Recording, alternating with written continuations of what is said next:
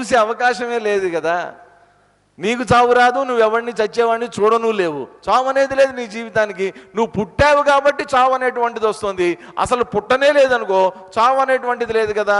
కాబట్టి ఇక్కడ అమృతము అంటే అర్థం ఏంటంటే చనిపోకుండా ఉండటం కాదండి, పుట్టుక లేకుండా ఉండటం. అసలు నీకు పుట్టుకే లేకపోతే దాన్ని మించినటువంటి అమృతత్వం ఇంకొకటి లేదు. ఆ పుట్టుకలే మరుజన్మ లేనటువంటి స్థితి అంటాం మనం కదా, మరుజన్మ లేనటువంటి స్థితి. ఆ మరుజన్మ లేనటువంటి స్థితి ఏదైతే ఉందో ఆ స్థితినే మహాత్ములైనటువంటి వాళ్ళు మోక్షము అని పేరు పెట్టారు దానికి. దాన్నే ముక్తి అని అన్నారు. భవబంధ విముక్తి, మోక్షము, ఇవన్నీ ఈ పేర్లన్నీ దానికే. ఆయన వేరేది ఆళ్వారు పాడుతూ ఉంటారు అనమాట. దాంట్లో వస్తుంది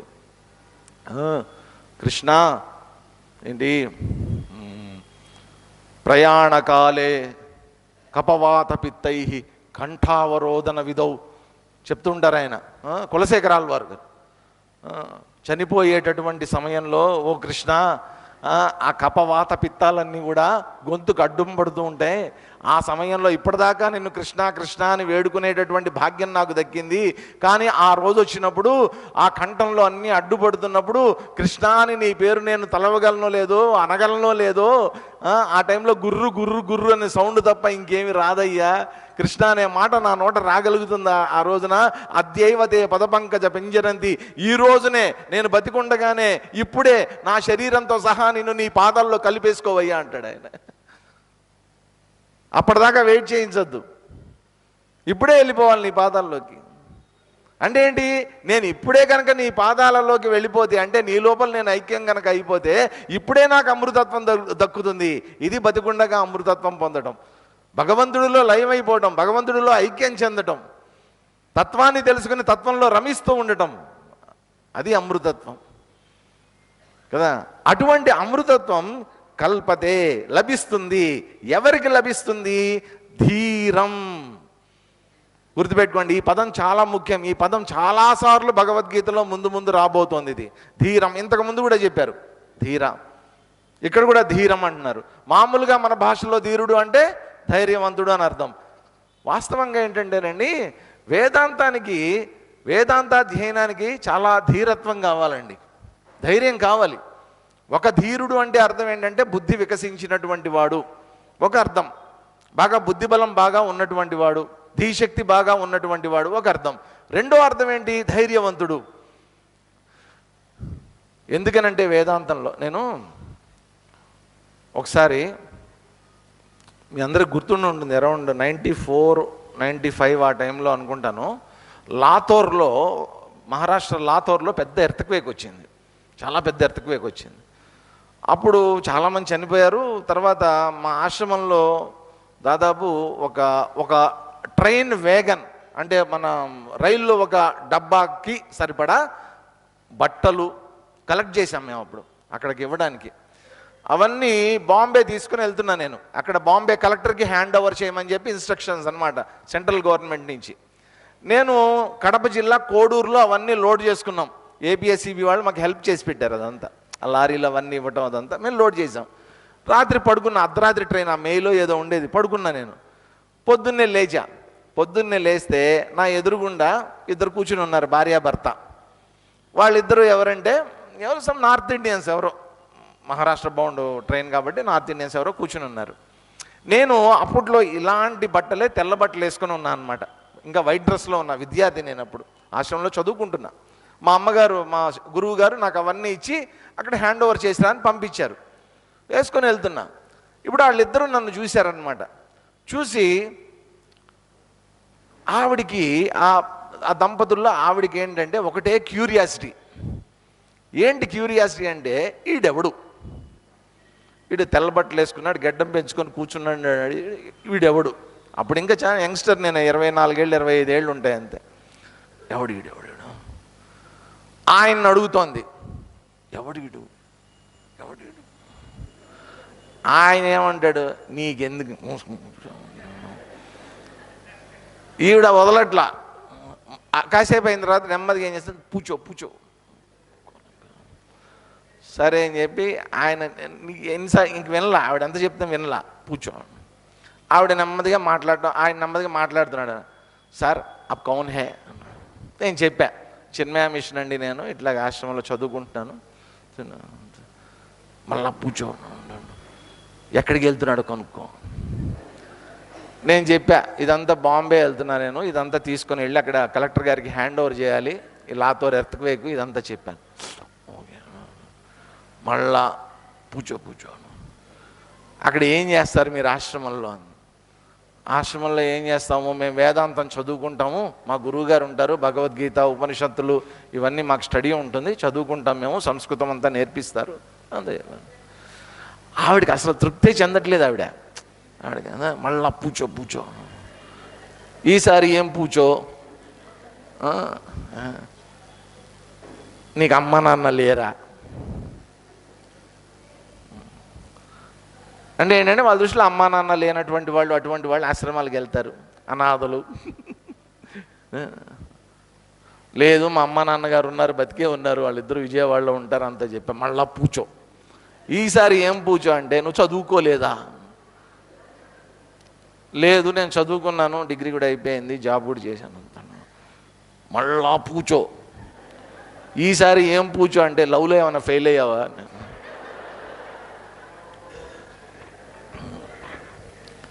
అంటే జనాల దృష్టిలో వేదాంతం ఎవడికి రా అంటే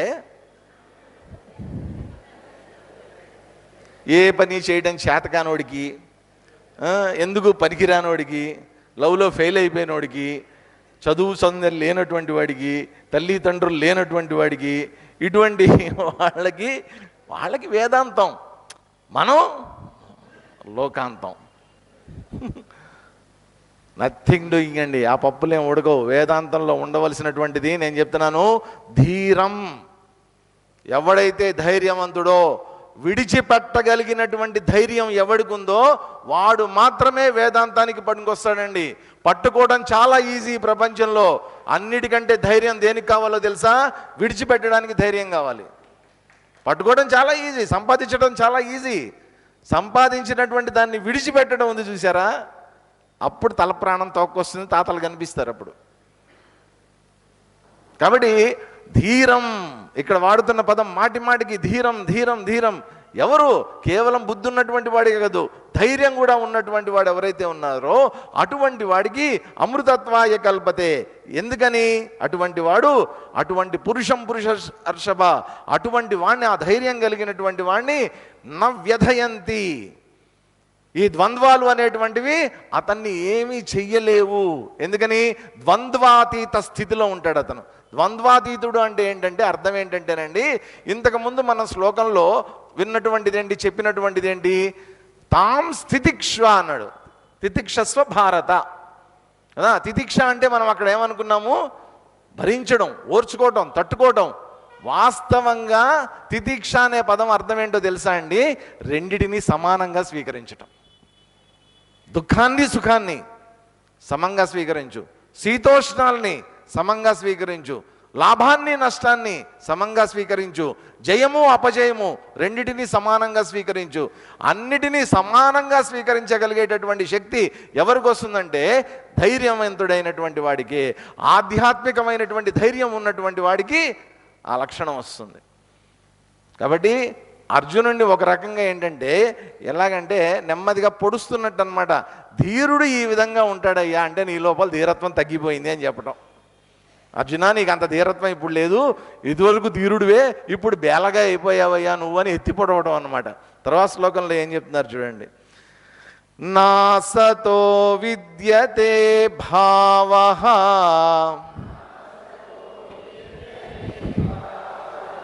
నా భావో విద్యతే సతః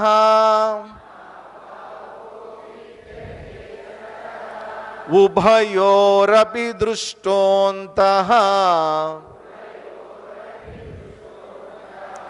త్వనయోస్తత్వదర్శిభిః నాసతో విద్యతే భావః నా భావో విద్యతే సతః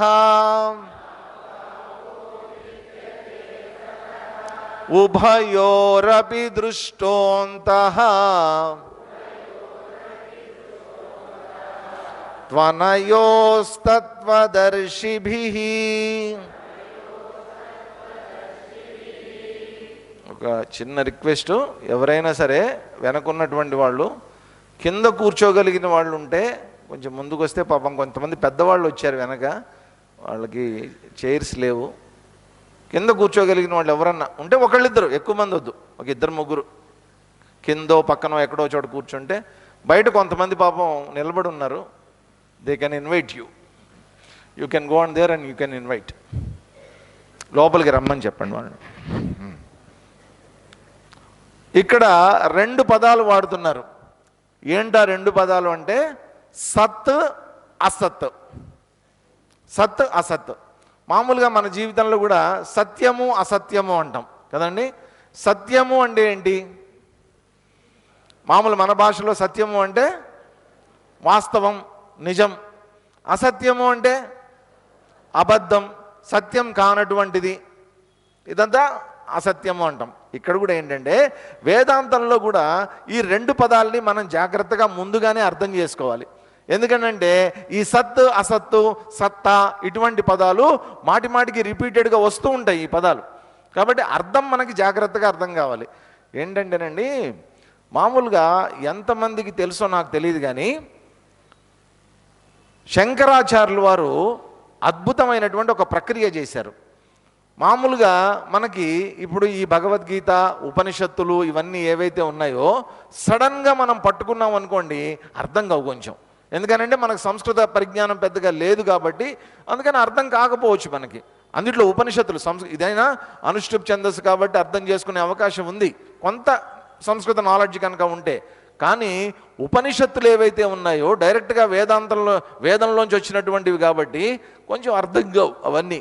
సరైనటువంటి గురువు ఉండాలి, శ్రోత్రియుడు బ్రహ్మనిష్ఠుడై ఉండాలి ఆ గురువు గారు కూడా. కాబట్టి అందుకని ఆయన ఏం చేశారంటే ఆ రోజుల్లో ప్రకరణ గ్రంథాలు అని రాశారు. వాటిని ఏమంటారంటే ప్రకరణ గ్రంథాలు. ప్రకరణము అంటే ఏంటంటే సాధనం. ఈ సెల్ ఫోన్ ఉందనుకోండి, ఇది నాకు ఒక సాధనం. ఈ మైక్ ఉందనుకోండి, ఇది నాకు ఒక సాధనం, ఇది నాకు ఉపయోగపడేటటువంటి వస్తువు అన్నమాట. అలాగే ప్రకరణ గ్రంథాలు అని ఆయన రాశారు. మనకి తత్వబోధ, ఆత్మబోధ, వివేక చూడామణి, వాక్యవృత్తి ఇటువంటి గ్రంథాలు కొన్ని ఉన్నాయి. చిన్న చిన్న టెక్స్టులు అనమాట. అవన్నీ చాలా చిన్న చిన్నవి. ఎప్పుడన్నా దొరికితే సరదాగా చదవండి, ఆన్లైన్లో కానీ ఎక్కడన్నా దొరికితే. అవన్నీ ఏం చేస్తాయంటే వేదాంత పరిభాష. వేదాంతంలో మాటి మాటికి వచ్చేటటువంటి కొన్ని పదాలు ఉంటాయి. ఈ పదాల యొక్క అర్థాన్ని విశదీకరించి విపులంగా మనకు అర్థమయ్యేటట్టు చెప్పడానికి ప్రయత్నం చేస్తాయి. కాబట్టి అటువంటి చోట ఈ సత్తు అసత్తు, ఇంద్రియాలు, కర్మేంద్రియాలు, జ్ఞానేంద్రియాలు ఇటువంటి పదాల యొక్క అర్థాలని పరిపక్వ స్థితిలో మనం అర్థం చేసుకోవడానికి అవకాశం ఉంటుంది అక్కడ. ఇక్కడ కూడా ఏంటంటే ఈ పదాలన్నింటినీ కూడా మనకి ముందుగానే ప్రాథమికంగా ఇక్కడ శ్రీకృష్ణ పరమాత్మ మనకి పరిచయం చేస్తున్నాడు.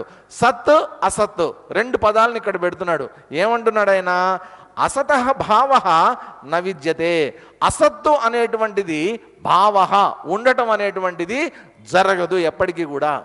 ఈ ప్రపంచంలో అసత్యం అనేటువంటిది లేనే లేదు, ఉండనే ఉండదు. దాంతోపాటు సతః అభావః న విద్యతే. సత్యము లేకుండా ఉండటం అనేటువంటిది లేదు. అసత్తు ఉండటం అనేటువంటిది లేదు, సత్యం అనేటువంటిది లేకుండా ఉండటం అనేటువంటిది లేదు. కాబట్టి ఎప్పుడూ ఉండేటటువంటిది ఏంటి? సత్యమే. ఇప్పుడు ఒకటి గుర్తుపెట్టుకోండి, అసత్యము అని మనం అంటున్నాం. అసత్యము అనేటువంటి పదం వాస్తవంగా ఎక్కడి నుంచి పుట్టింది? సత్యం నుంచి పుట్టింది. సత్యం కానటువంటి దాన్ని మనం ఏమంటున్నాం? అసత్యం అంటున్నాం. అసత్యానికి బేస్ ఏంటి? సత్యం బేస్. సత్యమే కనుక లేకపోతే అసత్యం ఎక్కడి నుంచి వస్తుంది? కొత్తగా రాదు. కాబట్టి ఏమన్నాడు? అసత్యం అనేటువంటిది ఈ ప్రపంచంలో ఉండడానికి వీలే లేదు. సత్ అనేటువంటిది ఉండకుండా పోదు. ఈ రెండే ఉండేది ఈ ప్రపంచంలో. కాబట్టి ఈ సత్తు అసత్తు అనేటువంటివి ఇదొక విచారణ అంటారు. విచారణ అంటే రెండింటి గురించి బాగా స్టడీ చేయటం. ఈ విచారణ చేసినటువంటి వాళ్ళు ఎవరట? అనయోహ ఉభయోహో అంతః తత్వదర్శిభిః దృష్టః. ఈ రెండిటి మధ్యలో ఉండేటటువంటి అంతః తేడా ఏదైతే ఉందో దాన్ని తత్వదర్శిభిః, తత్వాన్ని తెలిసినటువంటి వాళ్ళు, తత్వాన్ని చూసినటువంటి వాళ్ళు, దర్శిభిః చూడగలిగారయ్యా వాళ్ళు. చూడటం అంటే అక్కడ అర్థం చేసుకోగలగటం. ఈ రెండిటి మధ్యలో ఉండేటటువంటి తేడాని, సత్తుకి అసత్తుకి మధ్యలో ఉండేటటువంటి తేడాన్ని, ఆ రెండిటికి మధ్యలో ఉన్నటువంటి సంబంధం ఏదైతే ఉందో దాన్ని తత్వదర్శులైనటువంటి వాళ్ళు దాన్ని అర్థం చేసుకోగలిగారు. కాబట్టి ఇప్పుడు ఏం చేద్దామంటే ఈ సత్తు అసత్తు అనేటువంటి వాటి గురించి మళ్ళీ మనకి వస్తుంది, వెంటనే వస్తుంది. కాబట్టి దాన్ని పక్కన పెట్టి తత్వదర్శులు అనే పదాన్ని తీసుకుందాం. తత్వదర్శులు అంటే ఎవరు? దర్శులు అంటే చూసినటువంటి వాళ్ళు. తత్వాన్ని చూసినటువంటి వాళ్ళు అంటే జ్ఞానం కలిగినటువంటి వాళ్ళు.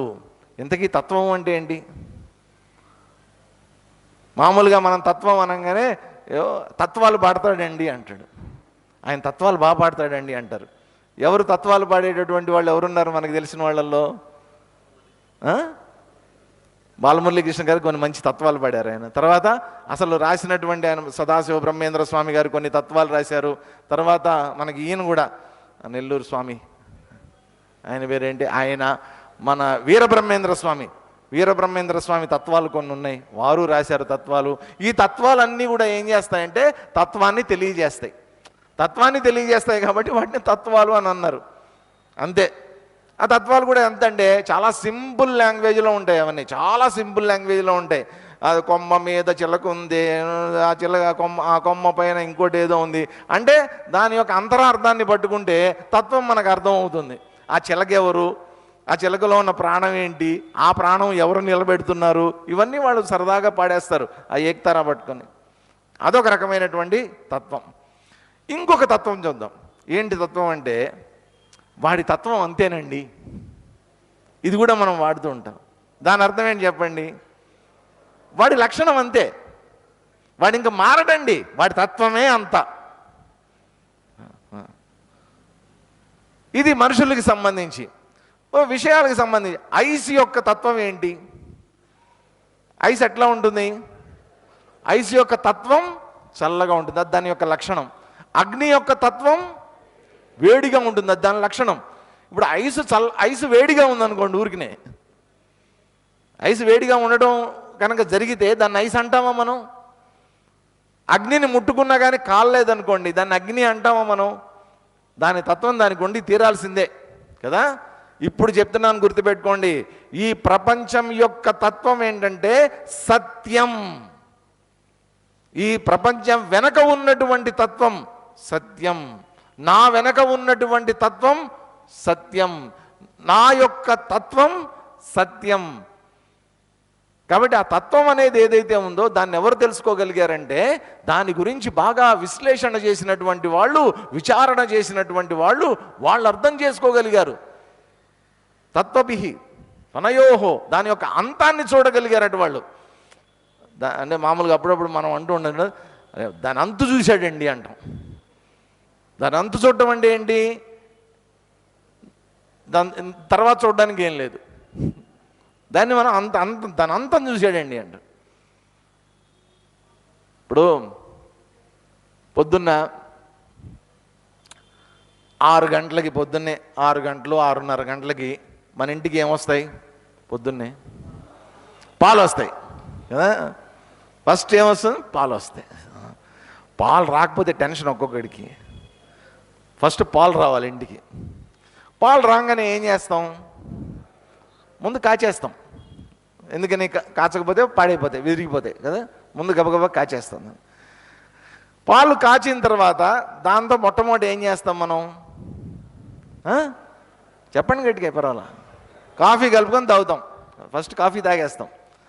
2 సార్లు 3 సార్లు తాగేవాళ్ళు ఉంటారు, 2-3 సార్లు 4-5 సార్లు తాగేవాళ్ళు ఉంటారు. చిన్న చిన్న కప్పులే, పెద్ద తాగరండి.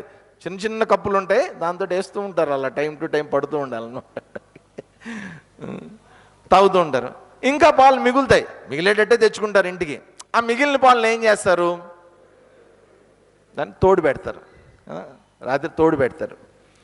తోడు పెట్టిన తర్వాత ఇప్పుడు ఇప్పటిదాకా పాలుగా ఉన్నటువంటివి తోడు పెట్టిన తర్వాత దేని కింద మారుతాయి? అవి పెరుగు కింద మారిపోతాయి కదా. పాలు కాస్త దేని కింద రూపాంతరం చెందే? పెరుగు కింద రూపాంతరం చెందే. ఇప్పుడు చెప్పండి, ఇప్పుడు మారినటువంటి ఈ పెరుగు నుంచి తిరిగి పాలను తేగలమా? ఇంక రాదు, అయిపోయింది. ఒకసారి పాలు పెరుగుగా మారిన తర్వాత ఆ పెరుగులోంచి ఇంకా పాలు తేవడం అనేది అసంభవం. ఇప్పుడు ఈ పెరుగుని ఏం చేయొచ్చో చెప్పండి. పెరుగుని ఏం చేయొచ్చు? చిలకచ్చు. చిలికితే మజ్జిగ వస్తుంది. కొంతమంది పెరుగు అలాగే తినేవాళ్ళు ఉంటారు, కొంతమంది చిలుకుతారు, మజ్జిగ చేసుకుంటారు. మజ్జిగ చేసిన తర్వాత మళ్ళీ ఏమొస్తుంది? మజ్జిగతో పాటు ఇంకా ఏమొస్తుంది? వెన్న వస్తుంది కదా. ఇప్పుడు వెన్నని ఏం చేయాలి? ఏం చేయొచ్చు వెన్నని? ఈ రోజుల్లో ఎవరు చేయట్లే, నాకు తెలుసు. చాలామందికి చేయడం కూడా రాదు. కొంతమంది చేతులు ఎత్తారు, ఆడవాళ్ళు మాత్రం. మగవాళ్ళు ఎవరు ఎత్తలేదు. ఎందుకంటే మనకు వచ్చా చేయడం? వస్తే బెటర్. అయ్యో దానికి ఒక టెక్నిక్ ఉంటుంది. ఆ వెన్నని కాస్తే చక్కగా మంచి నెయ్యి వస్తుంది, గమలాడే నెయ్యి వస్తుంది. కొన్న నెయ్యి కన్నా ఇంట్లో చేసుకునేది బాగుంటుంది కదా. ఇప్పుడు పాలేమో పెరుగుగా రూపాంతరం చెందింది, పెరుగేమో వెన్నగా రూపాంతరం చెందింది. ఈ వెన్న నుంచి పెరుగు తేగలమా? ఇంపాసిబుల్, జరగదు అది. ఇప్పుడు నెయ్యి వచ్చింది. ఈ నెయ్యిని ఇంకా ఏం చేయగలం? ఇంకేం చేయగలం? ఇంకేం చేయలేము కదండి. నెయ్యిని ఇంక రూపాంతరం చెందించడం ఇంక అవ్వదు. నెయ్యి నుంచి ఇంకేమి రాదు. కాబట్టి నెయ్యిని ఏం చేయొచ్చు? మనం వాడుకోగలం. స్వీట్లలో వేసుకుంటాం, అన్నంలో వేసుకుంటాం, పప్పులో వేసుకుంటాం. రకరకాలుగా దాన్ని మనం ఉపయోగించుకోవడానికి అవకాశం ఉంది. ఇంకా నెయ్యిని ఏం చేయలేం. కాబట్టి పాలు అనేటువంటి పదార్థము చివరికి ఎక్కడ దాకా వచ్చింది? అది నెయ్యిలోకి వచ్చింది. పాలల్లో నెయ్యి ఉందా చూసారా మీరు ఎప్పుడన్నా? లేదు. ఇన్నిసార్లు రూపాంతరం చెంది చెంది చెంది చెంది చివరికి అది నెయ్యిగా బయటపడింది. ఆ నెయ్యిని మనం వాడుకోగలం, అంతే, ఇంకేం చేయలేం. కాబట్టి పాలు అనేటువంటి ప్రాసెస్ బయలుదేరి నెయ్యి దగ్గర ఆగిపోయింది. కాబట్టి నెయ్యిని ఇంకేం చేయలేం. దాన్ని అంతిమ నిష్కర్ష అంటారు. అదే తత్వము. కాబట్టి పాల యొక్క తత్వాన్ని ఎక్కడి దాకా తీసుకెళ్ళచ్చు? మనం నెయ్యి దాకా తీసుకెళ్ళచ్చు. నా లోపల ఉన్నటువంటి తత్వాన్ని కూడా ఆలోచించుకుంటూ ఈ రకంగా విచారణ చేసుకుంటూ చేసుకుంటూ చేసుకుంటూ వెళితే పరమాత్మ దగ్గర ఆగిపోతుంది. ఇంకక్కడ విచారణ చేయడానికి కూడా ఉండదు, తెలుసుకోవడానికి ఇంకేం లేదు. దేన్ని తెలుసుకున్న తర్వాత ఇంకా ఏమీ తెలుసుకోవడానికి లేదో అదే తత్వం. అది అంతిమ నిష్కర్ష, అక్కడతో ఆగిపోతుంది. స్వామి వివేకానందుల వారు కూడా అంటారనమాట, ఎక్కడైతే సైన్స్ ఆగిపోయిందో అక్కడి నుంచి వేదాంతం మొదలవుతుంది అంటారు ఆయన. కాబట్టి సైన్స్ నిన్ను ఒక స్థాయి దాకా తీసుకుని వెళ్తుంది, ఆ తర్వాత అది తీసుకుని వెళ్ళలేదు. ప్రపంచం గురించి ఎంతో విశ్లేషించి సైన్స్ చెప్తుంది. దాని తర్వాత ఏంటి అనే ప్రశ్న వచ్చినప్పుడు సైన్స్ ఏం చేయలేదు, మాకు తెలిసింది ఇంతేనండి అని చేతులు ఎత్తేస్తారు. దాని తర్వాత చెప్పగలిగినటువంటిది ఏదన్నా ఉంది అంటే అది వేదాంతం. దేని గురించి చెప్తుంది? అది ఆ సైన్స్ యొక్క తత్వం ఏదైతే ఉందో ఆ తత్వాన్ని చెప్తుంది అది. అందుకని ఐన్స్టీన్ గారు అనేవారు, మేము కనిపెట్టినటువంటి సిద్ధాంతాలు E=mc² ఇవన్నీ అంతవరకు కొంతవరకే, మా తెలివితేటలు పనిచేసినంత వరకు మేము తీసుకెళ్ళగలిగాం. దీని తర్వాత ఏముందో నువ్వు తెలుసుకోవాలి అంటే ఎక్కడికి వెళ్ళాలో తెలుసా? భారతీయ ఋషులను అడుగన్నాడు ఆయన. భారతదేశానికి వెళ్ళి అక్కడ ఉన్నటువంటి మహాత్ముల్ని, సన్యాసుల్ని, సాధువుల్ని అడిగితే ఈ సైన్స్ యొక్క పరాకాష్ఠ ఏంటి అనేటువంటిది వాళ్ళు చెప్తారని చెప్పాడు ఆయన.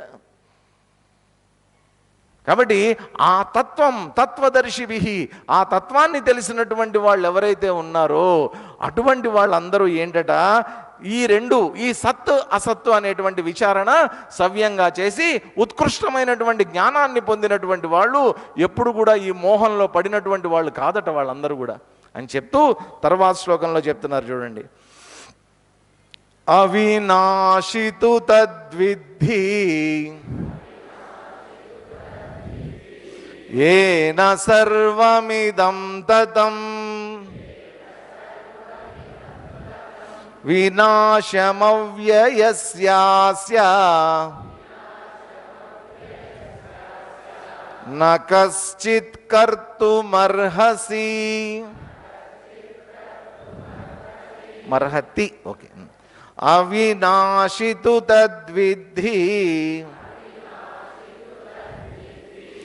ఏన సర్వమిదం తతం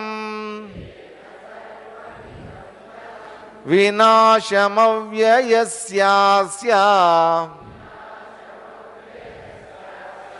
న కశ్చిత్ కర్తుమర్హతి.